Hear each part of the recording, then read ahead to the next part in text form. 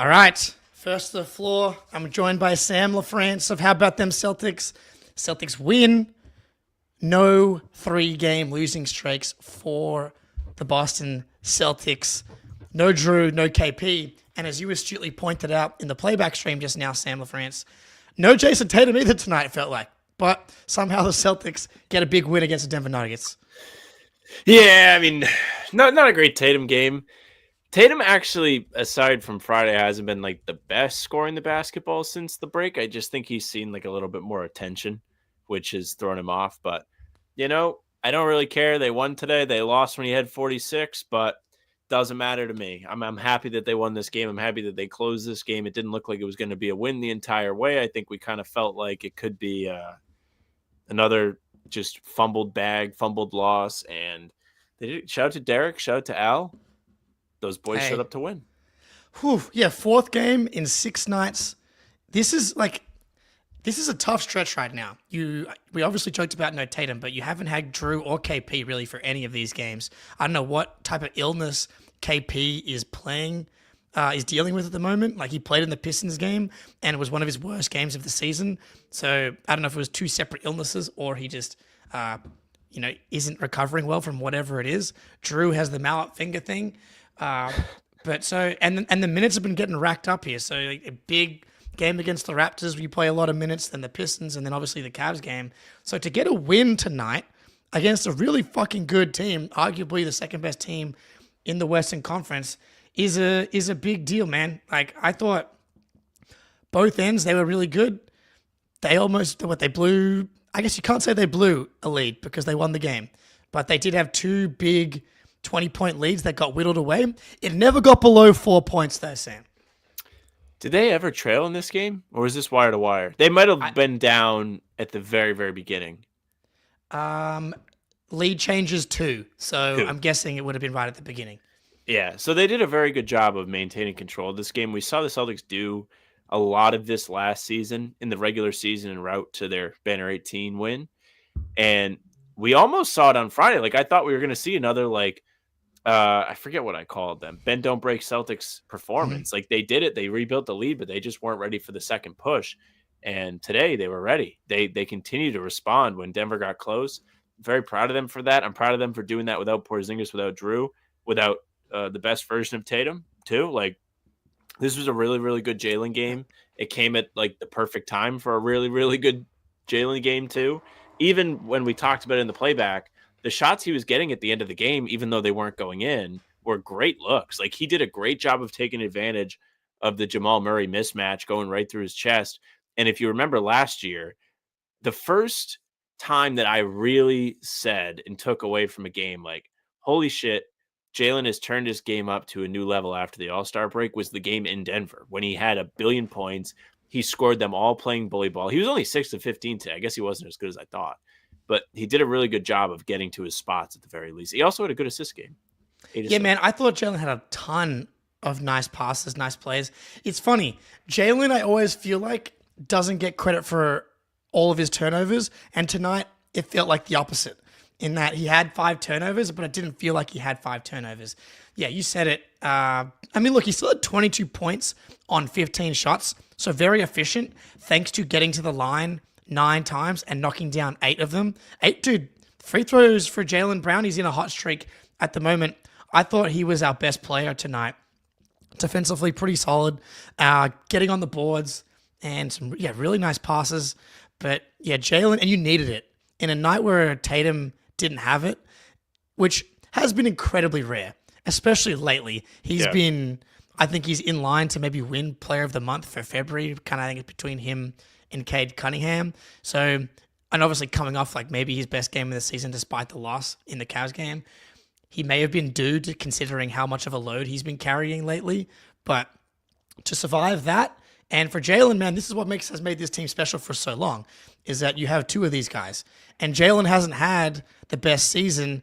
And tonight, like, he's continued to trend in the right direction. The 3-point shot, 2 for 4 from 3. The free throws, the on-ball defense, I don't think he hasn't quite touched the levels that he got to last year, but I really enjoyed Jaylen's overall game today. Yeah, and I think you make a really good point about the way this season has gone for Jalen, and he hasn't quite been the sharpest. I think now this is like not the day to be like, fuck Jalen, it's all his fault. But like when they weren't really playing consistent ball, it felt like they missed him at his highest. And I think Jalen had some nagging things that he was dealing with before Mhm. the All-Star break that were kind of just hindering him from playing his best basketball. But you can see the difference in games where he is able to become a bucket getter and go and get the shots at the free throw line or in the paint. Like we saw a lot of that last year in the playoffs, and that's why he was winning conference finals MVP, finals MVP. It was because they were like, man, yeah, Jalen, just go get a bucket. That's fine. Like Tatum's there too. It takes the load off Tatum. I think part of the reason why the Jalen fourth foul was such an impactful moment in Friday's game, one so much so that Corrales asked him about it after the game, and Jalen agreed that it was the turning point, was because Jalen had it going, and then we got to a point where Tatum had to do everything, and he got tired. Like he started missing good looks, like similar to how Jalen finished the game today when Tatum didn't really have it going. When they're both at all cylinders and they're both able to be out there without foul trouble, they're both able to play their best ball. Yeah, and we saw a bit of foul trouble for Tatum tonight, and Missoula decided to leave him in there because he was kind of 3 minutes away from taking a seat anyway, which is a little bit different to how Missoula approached it in the Cavs game. And I wonder if he learnt from that. Maybe it's like just trust your best players to not pick up that penultimate foul. I guess your fifth foul, not your sixth foul, because I think if Missoula could go back, obviously with the benefit of hindsight, that if you lose the game, then you may as well have left Jalen in there anyway. And he ended with 4 fouls in the game. So Jalen really trending in the right direction at the moment, which, not a hot take here, very good news for the Boston Celtics, and very huge for the ceiling that they're capable of hitting. But we've gone too long without mentioning the big dog daddy, Al Horford. Yes. Second highest points total of the season. He had 20 against Cleveland earlier in the year, but he didn't do it with threes tonight. He 7 for 12, 1 for 3 from 3, 4 for 4 from the free throw line. That has to be a season high. Yeah, he has not shot more than 2 free throws in a game this season, which, so season high. I thought he was awesome on both ends, defensively, and boy, is it nice to see some little glimpses and reminders of when Al Horford ramps it back up. Yeah, we kind of like touched on this in the playback. Horford is one of the most fun people to be like switch flipped. Awesome. It's such a difference. It's a nice reminder that he's got that in the chamber for the playoffs, because when he plays basketball at the level he played today, the Celtics go up an entire just like boss level. Like they are not like your regular boss. They are the final boss when Al's playing like this. Not to mention if you have Kristaps and Drew, it gets even better. But his ability to have this sort of offensive game while also being tasked with trying to guard Jokic, at least as much as he was allowed to with all the switching and everything, says a lot about the motor he's still got and how oftentimes he just isn't asked to do that much or doesn't need to take on as much responsibility. And when he is, he's ready if needed. It's so important to see these little glimpses. And I haven't been someone that's been worried about Horford in the playoffs. I've kind of just baked in 5-ish% decline. And that's kind of been what we've seen over the past couple of seasons, like that 21-22 run. He was still pretty close to his peak, able to switch, give you 20 if you needed it. And there's been just a little bit of decline every season. And that's still such a good, impactful, versatile player. He was able to hold his own against Jokic while, being really effective. He really kind of just found his spots tonight. A couple of post-ups, little spin moves to the baseline, little vintage Horford. And, 8 rebounds. You often see it in the rebound numbers as well. 3 steals. Like, just a beautiful, beautiful game from a beautiful, beautiful man, which we love to see. And the depth of this team showed out tonight because Horford obviously is a bench player. Cornette, Pritchard, Cater, Hauser all played really well tonight. And coming off a game where you really felt that in that it was all Jalen, all Jason, and you went down because you didn't get enough from the others. And part of that's the coverages. But Cornette started the game and closed the game. And I thought defensively they did a pretty good job on the Nuggets. You hold them to 103 points here tonight. Like that's a massive win against a team that has one of the better offenses in the NBA. Cornet continues to be really solid. Missed a couple of free throws early, but made a couple of clutch ones late. But I think I'm going to go another direction. I've got to take responsibility as someone that's as loud a Cater hater as there is out there. One of his best games of the season, easily. Oh, yeah. Great Kata showing today. He impacted the game early. It was something that we talked about. How many times did I say we talked about on the playback? But when you mentioned it, you have a double big starting lineup. You kind of are forced to reach deep into the rotation and pull Kata out just to give those guys a break. And this was as good a day as any for him to be ready. He had 10 rebounds off the bench. He had 4 fouls, so he's always just kind of going to foul. But at the same time, he wasn't negatively impacting the game. He made some really good shots underneath where he was the safety valve and was ready to put the ball up. He's not always great at finishing around the rim unless he's dunking it. So it was good to see those drop for him too. And I liked what we saw. I'm happy. I would love for him to get a little bit more run here towards the end of the season just to maybe get him ramped up in case that they want him to play playoff minutes, because he was good against the Knicks last month. Like that was a big game, big spot. He was playing against Cat. He had Cat in hell. Like there are moments where he is effective and he's useful, and I would love to see him be able to do more of that. It's just I don't really know how we find out if he's going to have it on a given night until he like fouls the guy 3 times in 2 minutes. Yeah, well, now you're freaking me out a little bit. If I see Cater in the playoffs, I'm going to be in a bad place. But hey, all right, well, but who knows? He might play well. He played well against the Nuggets. He's played well against the Knicks. And I got to give credit where credit is due. There was the moment where he caught the ball under the basket and he went up with it, and it looked like he had no idea where he was, and he missed it, and it led to a bucket on the other end. There was a loose ball that he didn't get to, but yep. The stuff that he does wrong, similar to Jaylen, seems like quite loud. His overall game today, like, this is so much more than I could ever ask for from Cater. He was supposed to be your 5th big coming into the season, and Tillman has been obliterated off the face of the earth here. And he is your 4th big man.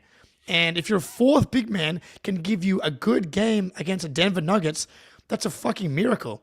And he has exceeded expectations for me this season as someone that's not his biggest fan. I'm ready for it to crash back the other way in his next game, but that's kind of okay. It's okay for him to have these ups and downs as a guy that's coming off a 2-way as your 4th big man. Probably should mention Derrick White here. Again, good mention. Monster shots in the 4th quarter. Big 3, the floater, maybe the play of the game, the little 2-man game, and the pass to Luke Cornet for the alley-oop. Yes.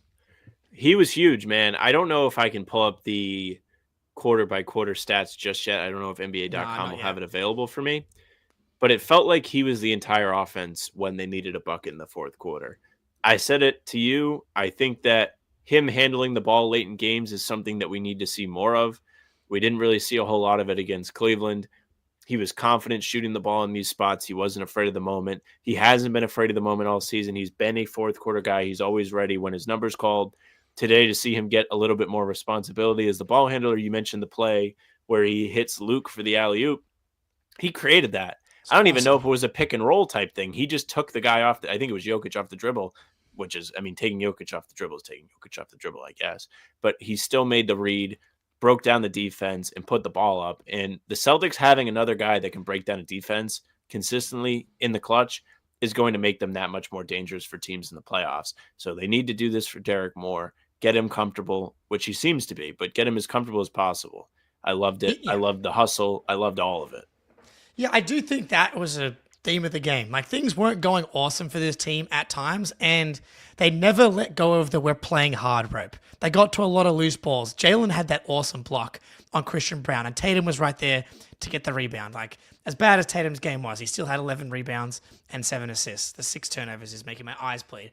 But, like, this team as a collective, I thought played quite hard.